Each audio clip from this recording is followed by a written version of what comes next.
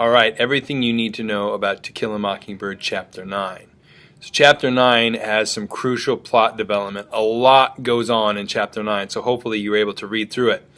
So the chapter starts out with a fight between Scout and a boy named Cecil Jacobs. Atticus had forbidden Scout to fight anymore, but Cecil's words proved too much. So he'd announced at school that Scout's dad defended, well, let's just say he used the N-word.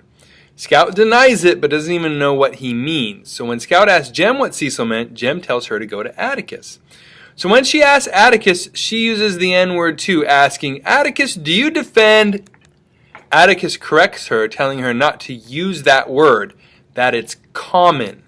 Now, he doesn't mean like regular or ordinary. So when you look up other definitions of the word, common also means vulgar, crude, showing a lack of taste or class. Scout works at using the word Negro instead. Now, I talked about this term Negro in previous summaries, so hopefully you listen to that and understand why it's used appropriately in this context. Atticus tells her that all lawyers defend African Americans, so Scout asks Atticus why Cecil made it sound like a bad thing, that he was doing his job. So we find out he's defending a man named Tom Robinson who lives in the settlement outside of town with other African Americans, that the family goes to church with Calpurnia, and that they're good people.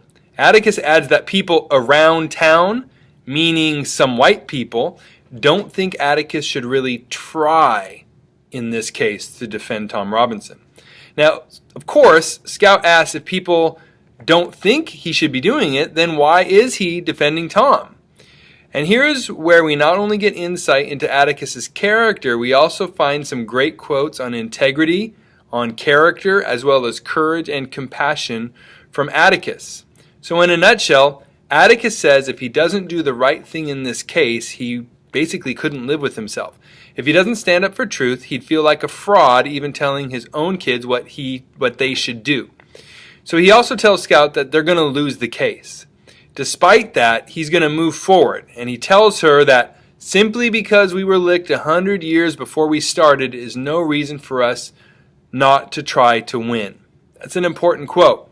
Atticus continues to coach her up, asking her to hold her head high and not let people try to get to her, to take the higher road.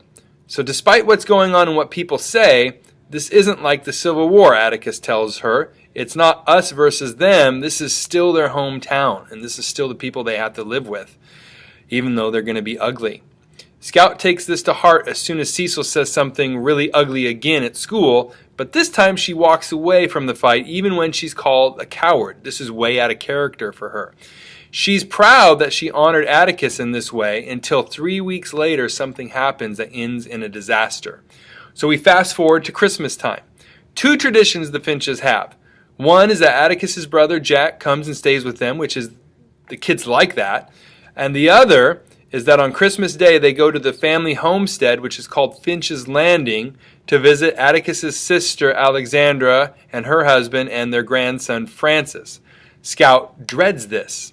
Some of the chapter then talks of Uncle Jack's arrival and Scout's fondness of him. They really like him. We also find out that Scout has taken up cussing, adding damn and hell to a lot of the things she says. What this is about is she still hasn't given up trying to get Atticus to let her stop going to school, and thinks maybe he might change his mind if he believes she's learning these bad words at school. Uncle Jack tells her that he doesn't want to hear these words from her again while he's there.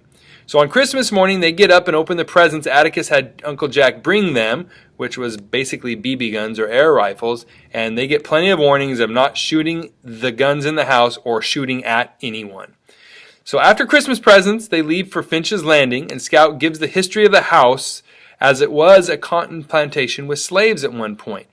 So the house itself is kind of weird. The upstairs was divided. There were 4 rooms for the 8 daughters of Simon Finch, and these 4 rooms had a private staircase through the parents' bedroom, basically so mom and dad could monitor them closely. The guest room and son's room upstairs had a separate staircase. So we find out quickly why Scout is not a fan of going. Francis is a turd, and Aunt Alexandra picks on Scout, especially about her wearing overalls and not wearing a dress. So remember, Scout is kind of a tomboy. She also has to sit at the kid table with Francis, as Jem already gets to sit at the adult table. After dinner, when Scout is sitting on the back steps with Francis, things get ugly. It seems Francis gets a lot of information from Aunt Alexandra. He basically calls Dill a stray dog, Scout dumb, and that Atticus is defending the N-word. And that Atticus is a family embarrassment. So he gets up, goes a little bit of a distance, and then turns around and says to Scout that Atticus is nothing but an N-lover. This is too much for Scout, so she goes after him, but he escapes into the kitchen. He taunts her more from there. Eventually, Aunt Alexandra shows up and tells them to stop fighting. Francis comes out while she's there, and when she leaves, he believes Scout's kind of been subdued by Aunt Alexandra, so he taunts her again. He's close enough that she can catch him and punches him in the face more than once. Uncle Jack is first on the scene and to figure out what's happening here in this brawl.